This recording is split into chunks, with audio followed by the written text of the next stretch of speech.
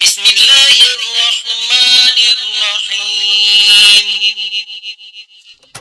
السلام علیکم قاری صاحب، کیا حال ہے؟ خیریت ہے؟ ٹھیک ہے۔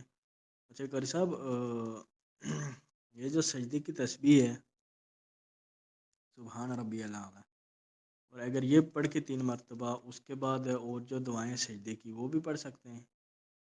جی وعلیکم السلام ورحمۃ اللہ وبرکاتہ۔ جی سوال پیارے بھائی نے کیا ہے کہ سجدہ اور رکوع کی تسبیحات کی دعائیں۔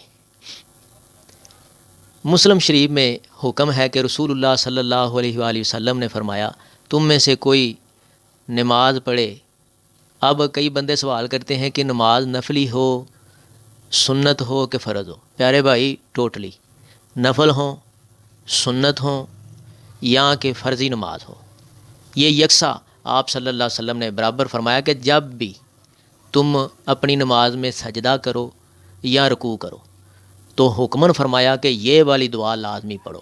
کون سی دعا ہے؟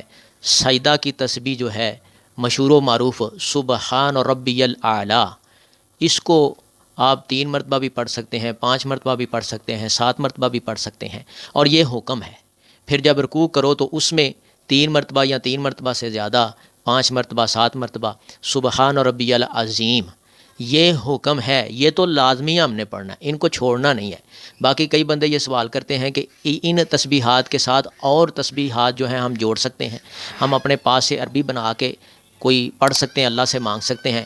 تو پیارے بھائیوں، آپ کو حصن المسلم میں مسنون دعائیں مل جائیں گی جو رسول اللہ صلی اللہ علیہ وسلم نے پڑھیں، اور ان کو پڑھنا ہی سنت ہے، اسی پہ عمل کرنا۔ میرے خیال میں اگر ان کا مطالعہ کیا جائے، ان کا ترجمہ پڑھا جائے تو کوئی بھی ایسی بات نہیں ہے کہ آپ نے اللہ سے مانگنی ہو اور وہ ان دعاؤں میں موجود نہ ہو۔